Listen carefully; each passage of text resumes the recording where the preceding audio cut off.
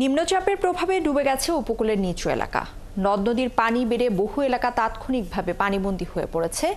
2 থেকে 3 ফুট পানিতে ডুবে গেছে সুন্দরবন। আর উপকূলীয় জেলাগুলোর নৌযোগাযোগ বন্ধ রাখা হয়েছে।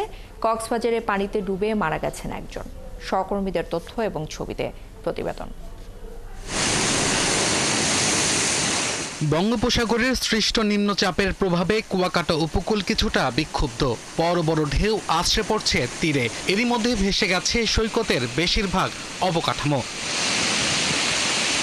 পটুয়াখালী কলাপাড়ায় বিভিন্ন নদীর পানি বিপদসীমার ওপর দিয়ে বইছে। প্লাবিত হয়েছে নিচু এলাকা, পানিবন্দী হয়ে পড়েছে কয়েক হাজার মানুষ। মাছের ঘের, পুকুর, পুকুরি সবকিছু তলিয়ে মানুষ সর্বস্ব হয়ে গেছে। বাড়িঘর সব তলাই গেছে, রান্না বান্না কিছু করতে পারে না।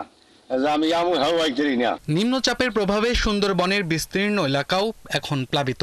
জোয়ারের পানিতে তলিয়ে গেছে সুন্দরবনের বন বিভাগের বিভিন্ন টহল ফাঁড়ি, অফিস এবং ব্যারাক। বন্যপ্রাণী যেমন এখন ক্ষয়ক্ষতি তেমন টের পাইনি, তেমনি ভাবে আমাদের যে ক্যাপ্টিভ সুন্দরবনের করমজলে যেটা আছে, এখানে যে ক্যাপ্টিভ বন্যপ্রাণীগুলো আছে এগুলোর এখনো পর্যন্ত ক্ষয়ক্ষতি হওয়ার সম্ভাবনা নাই। আশা করি এগুলো সবই সুস্থ থাকবে। অস্বাভাবিক জোয়ারে প্লাবিত হয়েছে মংলার নিচু এলাকা, বিশেষ করে পশুর ও মংলা নদীর পাড়ের জয়মনি, চিলা, কলাতলা ও বুড়িরডাঙ্গা এলাকার নিচু এলাকা জোয়ারের পানিতে তলিয়ে গেছে। আমাদের বেরিবেত আছে, বেরিবেতের বাড়িকুলে যে অবদার বাড়িকুলে মনে করছে ঘরবাড়ি সব তলাই গেছে। বাড়িঘর তলাই যেতে আছে, বালি গাছিতে সব জায়গায় আমাদের তলানিয়া, হাট পাতা যেমনি আছে সব এখন বর্তমানে তলানিয়া। অবিরাম বৃষ্টিতে তলিয়ে গেছে পটুয়াখালী পৌর শহরের অধিকাংশ রাস্তাঘাট। এখন দুর্যোগপূর্ণ আবহাওয়ার জন্য আমাদের খুব ভোগান্তি হচ্ছে। পানি, ময়লা পানি পাড়ে যাওয়া হচ্ছে। পানি আর পানি, মানে বৃষ্টিতে পানি জমে গেছে, নদীর পানি ওঠে। বরগুনায় বিপদসীমার ওপর দিয়ে প্রবাহিত হচ্ছে পায়রা, বলেশ্বর এবং বিষখালী নদীর পানি। এতে তলিয়ে গেছে জেলার বিভিন্ন নিম্নাঞ্চল। একের পর এক বিশাল বিশাল ঢেউ আছড়ে পড়ছে কক্সবাজার সৈকতের ঝাবন ও বালুভর্তি জিউব্যাগে। জোয়ারের পানি ঢুকে প্লাবিত হয়েছে মহেশখালী নিম্নাঞ্চলের 10 গ্রাম। পানিতে ডুবে দানুমিয়া নামে 42 বছরের এক ব্যক্তি মারা গেছেন। লঘুচাপের প্রভাবে নোয়াখালীতেও বৃষ্টি হচ্ছে। ঝোড়ো বাতাস ও সাগর উত্তাল থাকায় হাতিয়ারের সঙ্গে সারা দেশে নৌযোগাযোগ বন্ধ রয়েছে। নিঝুম দ্বীপের নিম্নাঞ্চল জোয়ারের পানিতে প্লাবিত হয়েছে। আব্দুল্লাল মামুন, ৭১। দর্শক, আমরা প্রতিবেদন দেখছিলাম পটুয়াখালীর রাঙাবালি আবহাওয়ার সবশেষ খবর জানাতে এই মুহূর্তে আমাদের সাথে সেখান থেকে সরাসরি যুক্ত হচ্ছেন সহকর্মী কামরুল হাসান।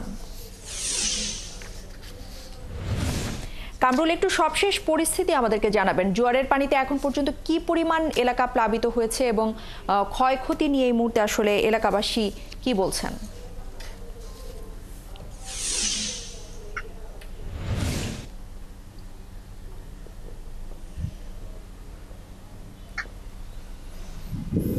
জি, ধন্যবাদ আপনাকে। আপনি জানেন যে বঙ্গোপসাগরে সৃষ্ট গভীর নিম্নচাপটি ইতিমধ্যে কিন্তু উপকূল অতিক্রম করেছে। এটি স্থল গভীর নিম্নচাপ হিসেবে সাতক্ষীরা অঞ্চলে অবস্থান করছে। কিন্তু তবুও এই সকাল থেকে দুপুর পর্যন্ত যে জোয়ারের তীব্রতা ছিল এবং জোয়ারের পানি স্বাভাবিকের চেয়ে বৃদ্ধি পেয়ে 2 থেকে 3 ফুট পানি বৃদ্ধি পেয়েছিল, যার কারণে নিচু এলাকাগুলো প্লাবিত হয়েছিল। প্রতিবেদনে আমরা সেই তথ্য জানাচ্ছিলাম এবং সেই সঙ্গে যে চালিতে বুনিয়ার, মধ্য চালিতে বুনিয়া এবং চরমন্তাজ ইউনিয়নের চরান্ডা গ্রাম কিন্তু নতুন করে বন্যা নিয়ন্ত্রণ বেড়িবাঁধ ক্ষতিগ্রস্ত হয়েছে, ভেঙেছে, যার কারণে সেই এলাকার লোকালয়ে পানি ঢুকে পড়েছিল এবং সেই এলাকার মানুষজন কিন্তু চরম বিপাকে পড়েছিল। বন্যা নিয়ন্ত্রণ বেড়িবাঁধের বাহিরে এবং নতুন করে যে এলাকা ক্ষতিগ্রস্ত হচ্ছে সেই এলাকার মানুষজন কিন্তু দিনভর বিপাকের মধ্যে ছিল, জলবদ্ধ অবস্থায় ছিল। তবে দুপুরের পর থেকে বিকেল নাগাদ পানি নামতে শুরু করে এবং ভাটার সময় পানি নেমে যায় অনেক অংশেই। তবে রাতে আবার আর কিছুক্ষণের মধ্যে জোয়ার শুরু হবে, তাও প্রায় রাত 1টা পর্যন্ত সেই জোয়ারের পানি প্রবাহিত হতে পারে। সেক্ষেত্রে আবার নতুন করে ওই এলাকাগুলো প্লাবিত হওয়ার একটি শঙ্কা রয়েছে।